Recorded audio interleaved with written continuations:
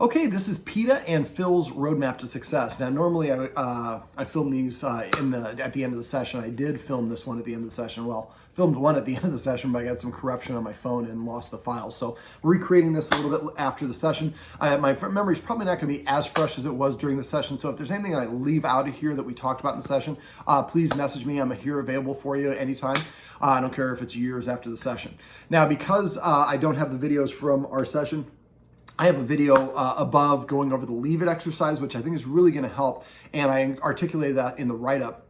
I also included links to basically all the elements we covered in the session, as well as links to a couple lessons and things that I think will help. I'm not going to talk about them in this video because it's going to be a pretty long video to begin with, but please go ahead and review those. If you have any questions on those or anything else, make sure you let me know. If I don't hear from you, I assume that means everything's going great. So if you do have questions, things are not going well, make sure you text me.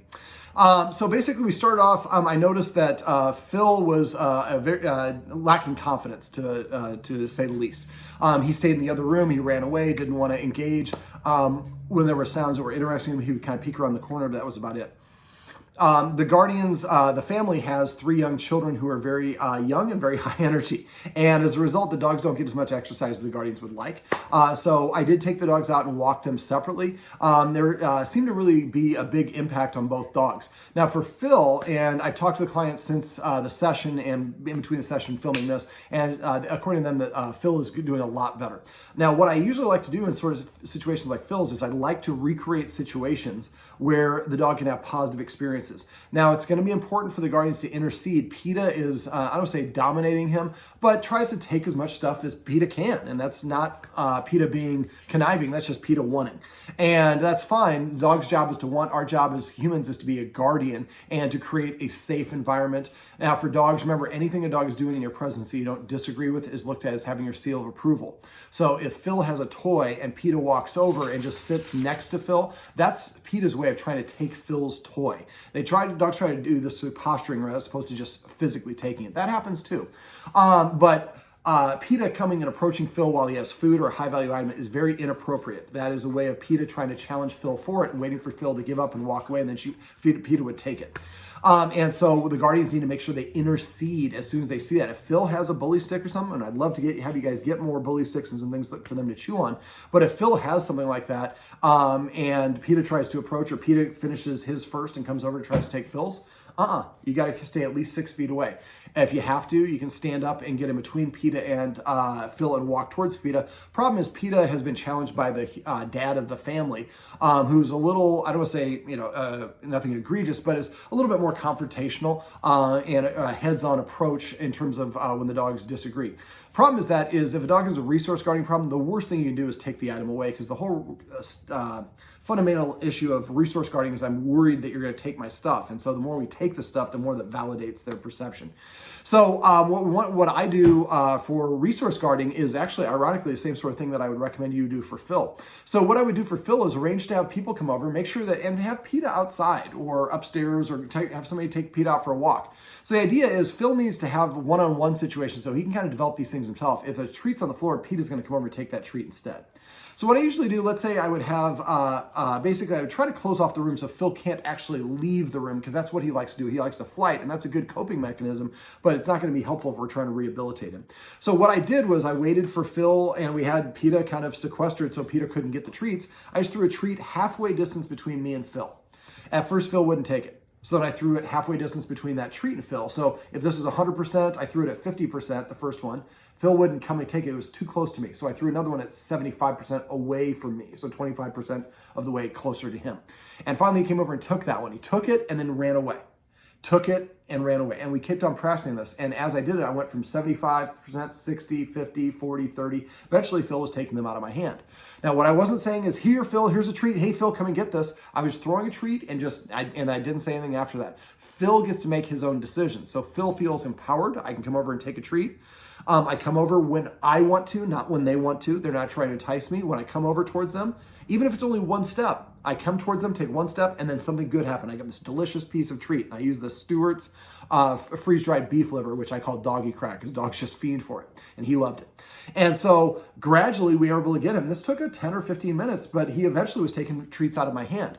And so I'd like you to try to arrange to have friends or neighbors or people that can come over, ideally people who have kind of a mellow energy, who are not going to be super bombastic and are not going to be really pushy, who will listen to what you say. So a lot of people are like, oh, I'm good with dogs.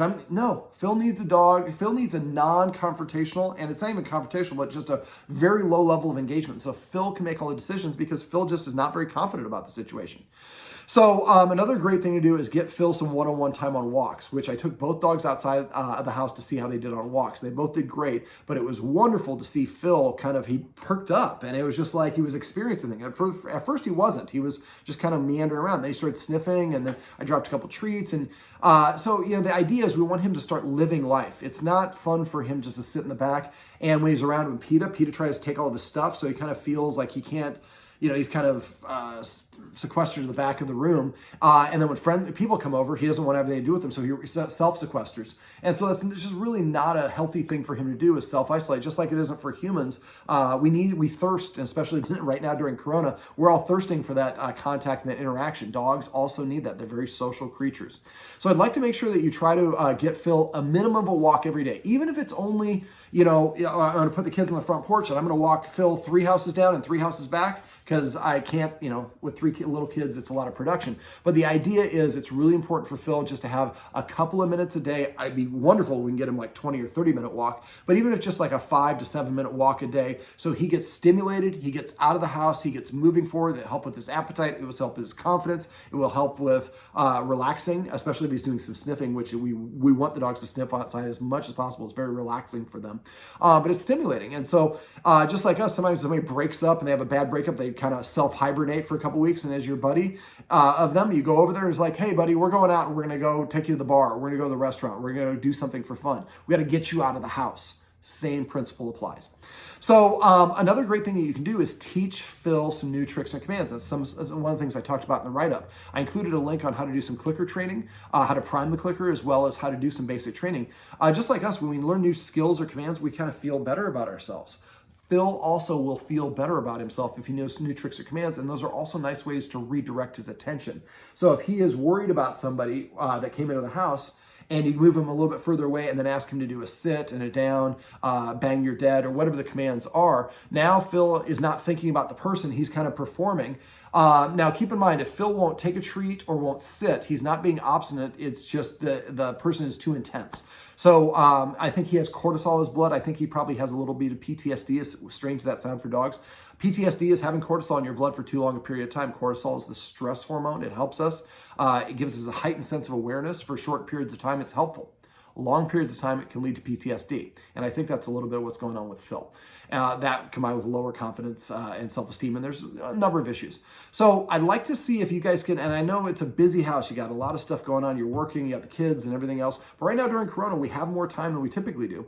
And so if that's the case for you guys, try to teach, I know I teach both dogs, teach them separately though. So go to YouTube, find an easy, how to teach a dog just to spin in a circle, or walk around you, or bang your dead, or roll over, or beg, whatever it is. There's some simple, make sure they're simple. If you get frustrated or the dog gets frustrated, they're not gonna wanna do it the next time. So keep your training sessions to like 2 minutes maximum, multiple times a day. Hey, Callie.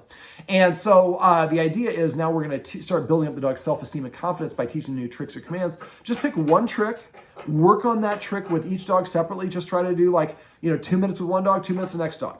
Try to do that like 3 or 4 times a day. You're talking about less than 20 minutes a day that you're spending, 20, 25 minutes a day.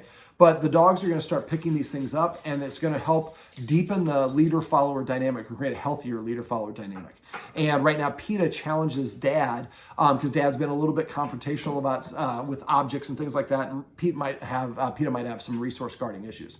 Now, for resource guarding, I do the same thing. What I do is I approach the dog, and if the dog has something out of the trash, which is why I have the leave it command up there, and I have instructions on how to fix that so the dog just learned to stay out of the trash. But let's say the dog has something. If I go over and try to take it from the dog, that's going to validate the dog's concern. So what I do is I kind of gauge my battle. Is it have a piece of tissue paper? I don't want them to have a piece of tissue paper, but it's not bad as if they're chewing on a shoe. I mean, it's not desirable, but I can live with the tissue paper. So what I would do is if it's a tissue paper, a low-level thing like that, what I do is I start walking towards the dog, and you're going to notice that Peeta starts growling, and that's we push too far at that point. So basically what we're going to do is we want to start walking towards Peeta in a non-confrontational way, just casually. And when Peeta kind of lowers his head and kind of starts staring, that's his way of saying, I don't like what you're doing. That's the very first sign. The key is to stop at that point. Stop moving towards the dog. Take note of the distance between you and the dog. Let's say you're at 10 feet. Walk away, like 15, 20 feet away. Go get, and have treats in different parts of your house, so you can always go to one end or the other and grab some. Grab some of the crack or the chicken liver, whatever it is, and then approach. So if it was 10 feet when Peeta stiffened, but no growling, that's what we're looking for. So we walk away, we get a treat, now we walk back towards the dog, but we stop this time at 11 feet, before the dog even stops to stare. Growling, we push too far. So now the dog's saying, I'm watching you, but I'm not staring yet, but I'm kind of aware of you. We stop when the dog feels comfortable. It's not communicating, it doesn't like what we're doing. We show the dog we have a treat, and we throw the treat to the dog, and then we turn and walk away. Now, ideally, you want to approach the dog this way, then this way, then this way, then this way, then this way. So the idea is we want to approach the dog different angles, but we're stopping at 11 feet, or whatever the distance is. I'm just saying arbitrarily for this example, it's 11 feet. So we do that, and once we've done about 5 or 6 approaches from all sorts of different angles, then we maybe go back to the first angle, and maybe we try to go to 10 feet. And see it as the dog and not offer a stare at 10 feet. And what the idea is, we want to gradually collapse that distance down. So now if you go to from 11 feet to 10 feet and he's okay, walk around, do all the different angles at 10 feet, and then repeat, go back to your first angle and go to 9 feet. Let's say at 9 feet, the dog starts staring again. Well, that's the dog's indication, I'm now uncomfortable at 9 feet. You moved it from 10 feet to 9 feet. It's only 1 foot.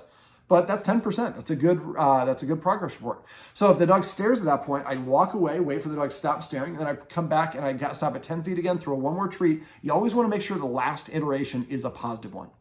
And then I would walk away and go do what I'm doing. And again, if it's tissue paper, I don't really care if the dog chews up the tissue paper. It's not desired, but I don't want to live and die on that battle, because that's not that important where it is if it's something that's valuable or it's going to be dangerous for the dog. Next time the dog has this, you kind of recreate the situation and do it again. And at first, it might be 11 feet, 10 feet, 9 feet. It'll take some practice, but eventually it gets to the point where you can be just right there. And the dog's happy to have you approach, because you're demonstrating that I'm not taking your stuff and I'm making your situation better. Now, the video above and the links above on this write-up also talk about teaching your dog a leave it command, or a drop it command. Drop it is to drop something I already have possession of. Leave it is to not take possession in the first place. So they're different commands, but they are somewhat linked. And so, or I would say interchangeable, but you use them as a combination. So next, the idea is when the dog has a low value item, bully stick's gonna be a high value item, it's gonna be harder. But the dog has a toy that's allowed to have. Walk over to Peeta, have that high value treat, just hold the treat in front of Peeta's nose. And when Peeta drops it, put the treat in the mouth, say drop, and then walk away. So the more you recreate this, the more you're teaching the dog. Dropping stuff around the humans is great, because I get my original stuff back and they give me something tasty or something that I really like. So that becomes a positive. And that will also kind of, that's the flip side of the coin, but that will help with the resource guarding as well. Now, the other stuff we talked about the importance of rules. Most dogs don't have any rules. Most dogs with dog behavior problems, I should say, don't have any rules, and that's the case here. You can get away with the one dog. So you have multiple dogs, it's harder. So I have a link above that talks about the rules that we talked about. Please watch that video. It's really important that you are consistent. Remember, rewarding a dog by breaking the rule is very confusing for a dog. The confusion leads to frustration, that can lead to stress, and all aggression comes from stress. So if you can be consistent about these rules, the dog will kind of understand what you're looking to do. Now, because of Peeta's growling, we don't want Peeta to be growling. So we want to take a soft approach. We don't want to, instead of maybe forcing the dog out of the room by marching at the dog, maybe we would show the dog we have a treat and throw the treat out of the room. When the dog runs out of the room, we say the word out. So we want to create a positive association for things as opposed to challenging Peeta, because Peeta's used to challenging Dad back, and then Dad challenges Peeta back, and then it goes back and forth, and then we just have this back and forth. We're not making any progress. I would rather just take that the fight out of it and make that something the dog wants to do. So enforcing rules consistently is important. I would get those X mats that we talk about, the letter X, M-A-T-S on Amazon, put those on the couch. That'll help keep the dogs out of the furniture. That's an important one for you guys, because the higher a dog sits, the more rank or social status they have. If the dog can sit at the same height as you, it sees you as a peer. And if it sees you as a peer, listening to you is now optional. And I'm pretty sure that's one of the issues that's going on with Peeta right now. So I would say, and remember, the rules should be in place for a minimum of 90 days, or as long as the problem's still going on. And after that, if I decide I'd like to invite Peeta up, it's because I want to invite Peeta up, not because Peeta did something that I like and I'm rewarding Peeta, because that's going to open that Pandora's box. I just feel cold and I'd like to cuddle with Peeta, so I invite him up on the couch. And that's a one-time pass. That's for good behavior. If he started acting, growling, or doing something inappropriate, he would lose that privilege, and then that privilege doesn't get reinstated for a while. And again, minimum of 90 days or as long as the problem's still going on is usually what I say. So I would say no furniture for 90 days, and then after that, 90 days of Peeta not growling at dad before we can even consider letting the dog back on the furniture. You can always go down to their level. They just can't come up to our level. That's a really important rule. I'm not going to go through the rest of the rules, but watch that video, because the more that you enforce rules, the more you demonstrate that you're acting like a leader, and that's going to engender more respect from the dogs for you as a leader. And if they see and respect you as a leader, then they will listen to you. If they don't respect you as a leader, they're going to continue challenging you, which is, I think, a little bit what's going on now. Dad works his ass off, pardon my French, and comes home, he's tired, like a lot of us are. And so the dog doesn't see dad acting like a leader, where mom, the dog sees mom herding the children around all day long. That is work to a dog, and so the dog sees her acting like a leader. So it's probably part of the reason why he doesn't challenge her as much as dad. Now, mom's as mom told me herself on the phone, I am a lightweight and a pushover, whatever you want to call it. So she kind of lets the dogs get away with more than dad does. Dad's a little bit more stricter on the disciplinary side, but it's one of those, it's probably more, like I said, enforcing the rules consistently, hey Quest, than it is going to be for the challenging. All right, so we also talked about petting with a purpose and passive training. Well, actually, a couple other housekeeping things. So remember, petting with anything your dog is doing when you pet him is what you're reinforcing. So right now I'm petting Quest when he looks at me. That could facilitate more looking at me. If you pet a dog that's jumping up on you, it's going to jump up on you more. Pet a dog that's growling at somebody, trying to say, hey, that's our mailman. We like our mailman. He brings you toys. I'm getting petted for growling at the mailman. So remember not to pet your dog at the wrong time. Petting with a purpose, we'll talk about that. We'll talk about that in a sec. But basically, anything your dog is doing when you pet it. So if you pet it when it's fearful, anxious, and this is mostly for Phil, if Phil's nervous and you go over and pet him, well, Phil is going to say, I'm getting petted for being nervous, and that will amplify that behavior and kind of backfire what you're trying to achieve. Also remember that dogs hear the first word that we say. They learn through repetition, consistency, and good timing. You have basically 3 seconds to correct or reward a dog for them to have the ability to make that connection, but it has to be repeated a number of times consistently in a row before the light bulb goes on and they recognize that. So if your dog is you think he's being defiant, or he's kept on challenging you, he keeps on trying to get in the kitchen or whatever, that's the dog's way of saying, I'm not sure, so I'm going to try. I really want to go in the kitchen. I'm trying this way, this way, this way, this way. I'm going to run around the table and come back and try again. That's how dogs learn. So don't look at it as the dog being disobedient. The dog's just learning. You have to always outlast your dog. It's one of the dirty secrets of dog behavior. Every time you give in, then Quest give me this stink eye. Every time you give in, that's going to make the dog challenge you more. Okay, we also talked about, let me see, not repeating command words. If you say sit, sit, sit, sit, sit, the dogs will actually stop listening to it. Because what am I doing when I hear the word sit, sit, sit? As I'm standing. So clearly it doesn't mean sit. Remember, when you say the command word, you're going to say it twice. You tell the dog sit. If the dog sits, pet it on his chin and say the word sit once and pet it as much or as little as you want. If it doesn't sit, you don't pet it. So I really say it twice. So if I tell the dog to sit, I say sit to tell it what to do. When it sits, I pet it on his chin and say sit a second time to tell it why I'm paying it. Okay, so we also talked about petting with a purpose and passive training. There are videos on both of those above, so I'm not going to go through those, but those are super easy, but super important and super effective if everybody in the house gets in a habit of doing it. So I would really try to get everybody doing that as much as you possibly can. The more that you pet the dogs with a purpose, the more the dogs are going to emulate sitting and laying down as their way of asking for attention. Right now, they kind of nudge you, bark at you, jump up on you. They're demanding attention. Now, we also talked about passive training, which is recognizing and rewarding the dogs when they do the things that we want. So every time the dog comes to you, pet it and say, come, when you didn't ask it. Every time it sits, pet it and say sit. Every time it lays down, pet it and say crash or chill or whatever your word is. Try to come up with fun command words for any new words you're teaching new commands you're teaching your kids. Dogs are the only animal that can read a human facial expression. So if you say crash and your dog flops down and your friends laugh, your dog is motivated to continue wanting to do that, and you have kids. You're going to have kids in your house for a long time. If you have cool dogs, because they have all these funny, unique command words, that's going to make the other kids appreciate your dogs more. Kids who like dogs are less likely to tease them. So it'll help in a lot of ways. So remember, what we're doing is celebrating. So we're going to say celebrate if one of us misses it. California, you can't see her off, the camera's not high, low enough, but California came and just sat next to me. I reach over and petted her. And whenever possible, try to pet under the chin, especially for Phil. Avoid reaching over the head. Down. Insecure dogs have a down nose orientation. Proud dogs have a nose up orientation. There's a tip of Kelly's nose for a second. And so petting here facilitates that nose up.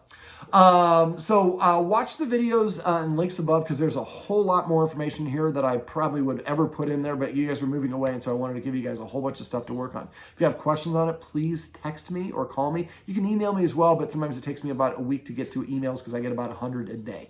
So if you're in the States, or you can text me without screwing up your phone system or getting a huge bill, please text me, or email's fine if that's what you're limited to because you're overseas. All right, practice all those things consistently. You're going to have good days, you're going to have bad days. That's okay. That's part of the process, just like having kids. You're not going to teach them how to say please overnight. It's going to be a lot of back and forth. But you have great dogs. You guys know what you're doing. You have a lot of things you can work on, but try to build Phil's self-esteem and confidence and work on teaching the drop, and then follow the instructions there. Grab that trash can, put something tasty in it, or smelling in between you and the TV, and then sit back and watch TV. Every time the dog starts looking at it, they leave it, and they get rewarded for leaving it. So what we're doing is we're teaching the dog the behavior that we want. What we typically do is take the trash can away or block the dog's access to it. We just make it forbidden fruit. As soon as I have access to it, man, I'm getting everything in that trash can. Oh, if I leave the trash can alone, you're going to hook me up with something delicious?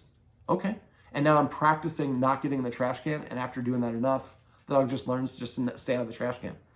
All right, well, this is Peeta and Phil's Roadmap to Success. Remember, everything you do trains your dog, only sometimes you mean it.